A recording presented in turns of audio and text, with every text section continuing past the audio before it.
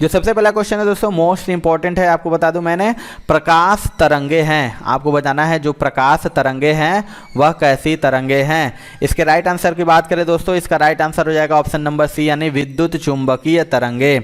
आपको बताएं दोस्तों कि प्रकाश जो कि एक विद्युत चुंबकीय विकिरण है। अगला क्वेश्चन देख लेते हैं, इन सभी में से कौन सा परिवर्तन रासायनिक परिवर्तन है। आपको बताना है इन चारों में से कौन सा परिवर्तन जो कि रासायनिक परिवर्तन है। तो इसका राइट आंसर हो जाएगा ऑप्शन नंबर सी यानी लोहे का जंग लगना। आपको बताया दोस्तों कि लोहे में जंग लगना एक मंद रासायनिक परिवर्तन है, क्योंकि जंग एक प्रकार का आयरन ऑक्साइड है जिसके गुण लौह धातु से भिन्न हैं। अगला क्वेश्चन देखते हैं, साबुन बनाने की प्रक्रिया को क्या कहते हैं। चार ऑप्शन है आपके पास, बताना है कि जो साबुन बनाने की प्रक्रिया होती है उसे क्या कहते हैं।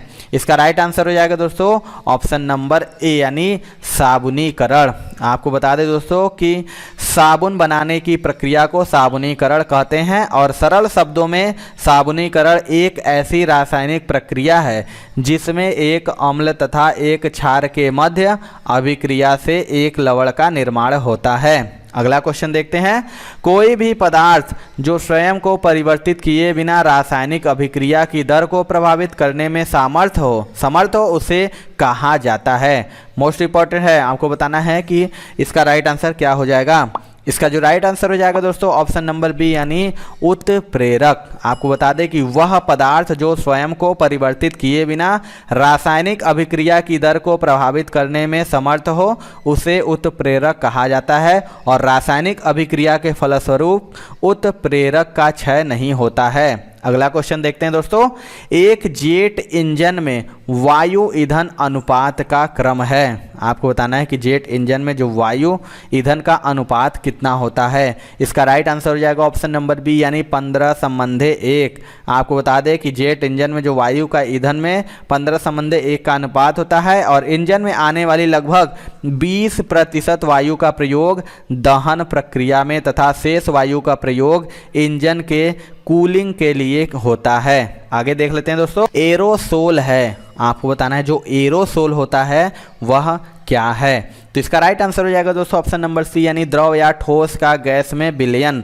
आपको बता दें कि एरोसोल सूक्ष्म ठोस कणों या तरल बूंदों का गैस में विलयन है, उदाहरण के तौर पर धुआं, CS गैस इत्यादि। अगला क्वेश्चन देखते हैं दोस्तों, DNA फिंगरप्रिंट इनमें से किस एक प्रविधि का उपयोग किया जाता है। चार ऑप्शन है आपके पास, बताना है जो DNA फिंगरप्रिंट है उसमें किस एक प्रविधि का उपयोग किया जाता है। इसका राइट आंसर हो जाएगा ऑप्शन नंबर डी यानी सदर्न ब्लॉटिंग।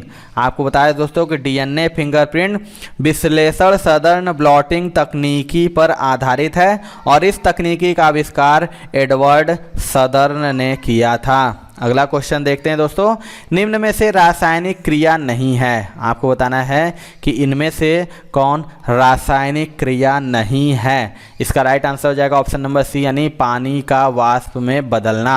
आपको बताया दोस्तों कि पानी का वाष्प में परिवर्तित होना भौतिक परिवर्तन का उदाहरण है, और भौतिक परिवर्तन में किसी पदार्थ के आकार एवं अवस्था में परिवर्तन होता है, परंतु रासायनिक संगठन में कोई परिवर्तन नहीं होता, और भौतिक परिवर्तन एक उत्क्रमणीय प्रक्रिया है। अगला क्वेश्चन देखते हैं दोस्तों, कांच पर लिखने के लिए किस अम्ल का प्रयोग किया जाता है। मोस्ट इंपॉर्टेंट ये क्वेश्चन है, आपको बताना है कि कांच जो होता है उस पर लिखने के लिए किस अम्ल का प्रयोग किया जाता है। राइट आंसर हो जाएगा ऑप्शन नंबर ए यानी हाइड्रोफ्लोरिक अम्ल। आपको बताया दोस्तों कि कांच पर लिखने की जो प्रक्रिया को इथेइक ऑन ग्लास कहा जाता है, तथा इसके लिए तरल हाइड्रोफ्लोरिक एसिड या हाइड्रोफ्लोरिक एसिड गैस की आवश्यकता होती है। अगला क्वेश्चन देखते हैं दोस्तों, निष्क्रिय विलयन का pH मान होता है। आपको बताना है कि जो निष्क्रिय होता है विलयन होता है उसका pH मान कितना होता है।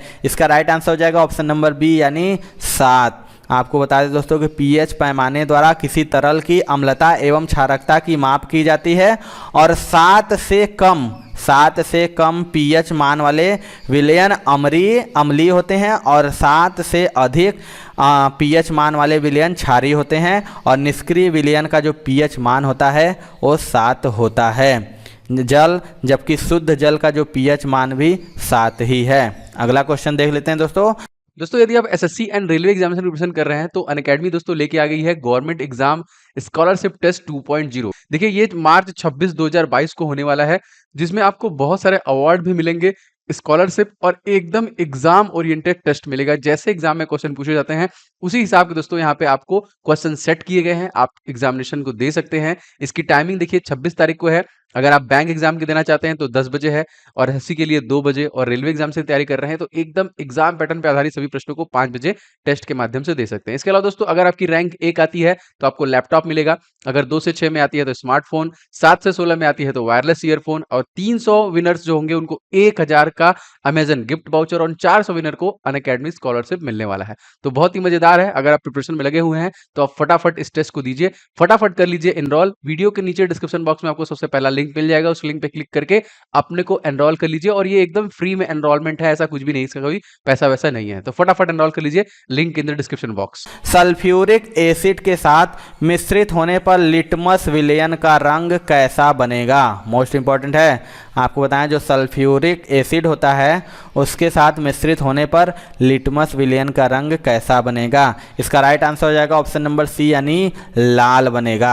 आपको बताएं दोस्तों कि लिटमस के प्रति अम्लों तथा क्षारों द्वारा अलग अलग व्यवहार प्रदर्शित किए जाने के कारण लिटमस विलयन अम्ल क्षार सूचक के रूप में प्रयुक्त किए जाते हैं। अगला क्वेश्चन देखते हैं दोस्तों, क्विक लाइम का रासायनिक सूत्र है। मोस्ट इंपॉर्टेंट यही भी है क्वेश्चन, आपको बताना है क्विक लाइम यानी जो कली चूना होता है उसका रासायनिक सूत्र क्या है? राइट आंसर हो जाएगा ऑप्शन नंबर डी, यानी CaO। आपको बताया दोस्तों कैल्शियम ऑक्साइड को ही कली चूना या क्विक लाइम भी कहा जाता है, और कैल्शियम ऑक्साइड की पानी से क्रिया होने पर यह गर्म हो जाता है और कैल्शियम हाइड्रोक्साइड बनाता है, और यह अभिक्रिया ऊष्माक्षेपी है। और कैल्शियम हाइड्रोक्साइड को कास्टिक चूना या बुझा हुआ चूना भी कहते हैं। अगला क्वेश्चन देख लेते हैं दोस्तों, अमोनियम सल्फेट का रासायनिक सूत्र क्या है? आपको बताना है इनमें से जो अमोनियम सल्फेट है उसका रासायनिक सूत्र क्या है? राइट आंसर हो जाएगा ऑप्शन नंबर सी, यानी NH4 आपको बता दें अमोनियम सल्फेट जो कि एक अकार्बनिक लवण है, और यह लवण प्रमुख रूप से रासायनिक उर्वरक के रूप में प्रयुक्त किया जाता है। अगला क्वेश्चन देखते हैं, जीवाश्म ईंधन जलने पर मुक्त होने वाले कार्बन, नाइट्रोजन और सल्फर के ऑक्साइड हैं। 4 ऑप्शन है आपके पास, बताना है इसका राइट आंसर क्या होगा। इसका जो राइट आंसर हो जाएगा दोस्तों ऑप्शन नंबर बी हो जाएगा, यानी अम्लीय। आपको बता दें कि किसी जीवाश्म ईंधन के जलने पर मुक्त होने वाले कार्बन, नाइट्रोजन और सल्फर के ऑक्साइड जैसे CO2, N2O, SO2 आदि अम्लीय ऑक्साइड हैं, क्योंकि ये गैसें जल के साथ क्रिया करके अम्ल जैसे कार्बोनिक अम्ल, नाइट्रिक अम्ल तथा सल्फ्यूरिक अम्ल का निर्माण करती हैं। अगला क्वेश्चन देखते हैं दोस्तों, हथेली पर रखने पर निम्न में से कौन सा पिघल जाएगा? आपको बताना है इनमें से कौन सा हथेली पर रखने पर पिघल जाएगा। राइट आंसर हो जाएगा ऑप्शन नंबर डी, यानी Ga और Cs। आपको बता दें Ga यानी गैलियम और सीजियम निम्न गलनांक वाली धातुएं हैं, और इनके गलनांक क्रमशः 29 डिग्री सेल्सियस तथा 28 डिग्री सेल्सियस के लगभग होते हैं। और हथेली का जो ताप होता है सामान्यतः इन दोनों ही तापमानों से अधिक होता है, इसलिए इन धातुओं के टुकड़े हथेली पर रखने से पिघलने लगते हैं। अगला क्वेश्चन देखते हैं, मनुष्यों में क्षारीय स्थान एक अम्लीय माध्यम निर्मित करता है जो एंजाइम पेप्सिन के कार्य को सुगम बना देता है। आपको बताना है इसका राइट आंसर इनमें से क्या होगा।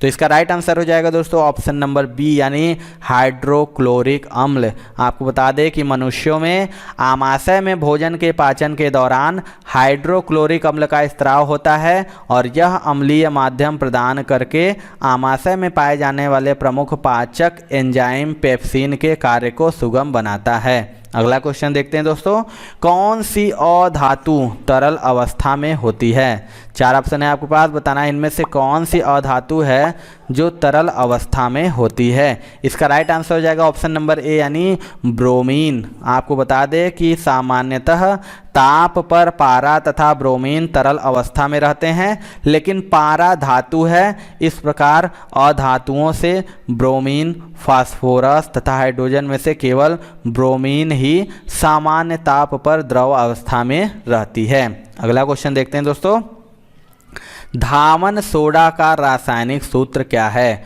मोस्ट इंपॉर्टेंट है, मैक्सिमम बार रिपीट होता है क्वेश्चन, बराबर एग्जाम में पूछता है कि धावन सोडा का रासायनिक सूत्र क्या है। राइट आंसर हो जाएगा ऑप्शन नंबर ए यानी Na2CO3.10H2O। आपको बता दें धावन सोडा, जिसे हम वॉशिंग सोडा भी कहते हैं, हाइड्रेटेड सोडियम कार्बोनेट को कहते हैं। और सोडियम कार्बोनेट का अणु जब जल के 10 अणुओं में से संयुक्त होता है तो यह Na2CO3 ट्वाइस 10H2O यानी 10H2O के रूप में रहता है, और यहाँ सोडियम कार्बोनेट से योजित जल क्रिस्टल जल कहलाता है। अगला क्वेश्चन देखते हैं दोस्तों, अधातुओं में से कौन सी चमकदार होती है? आपको बताना है इनमें से अधातुओं में से कौन सी चमकदार होती है। तो इसका राइट आंसर हो जाएगा ऑप्शन नंबर डी यानी आयोडीन।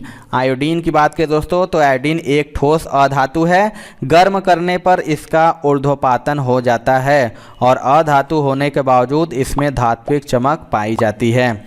अगला क्वेश्चन देख लेते हैं दोस्तों, pH स्केल किसी विलयन में हाइड्रोजन आयन सांद्रता को मापता है, इसमें P का क्या अर्थ है? 4 ऑप्शन है आपके पास, बताना है।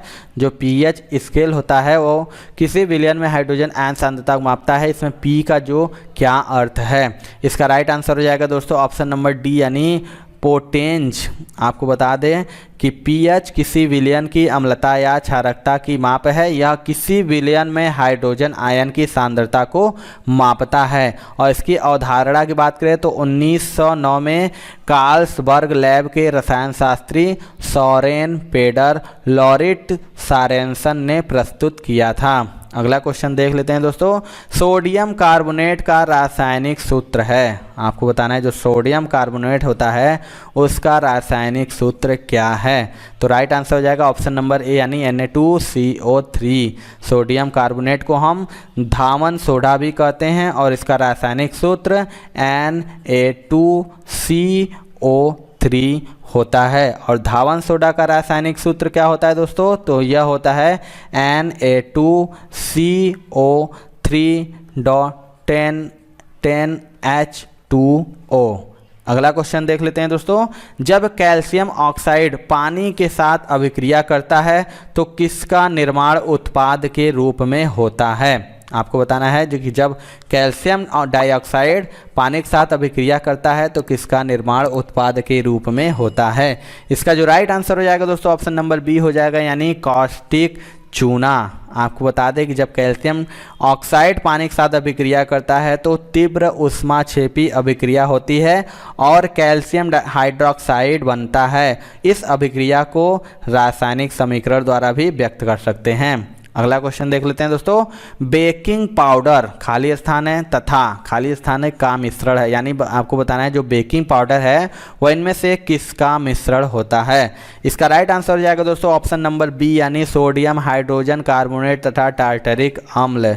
आपको बता दें कि baking powder sodium hydrogen carbonate तथा टार्टरिक अम्ल का मिश्रण होता है और बेकिंग पाउडर का प्रयोग खाद्य पदार्थों जैसे ब्रेड, बिस्कुट आदि के निर्माण में प्रयोग किया जाता है। अगला क्वेश्चन देखते हैं दोस्तों, अधातु तत्व खाली स्थान कमरे के ताप पर तरल अवस्था में होता है।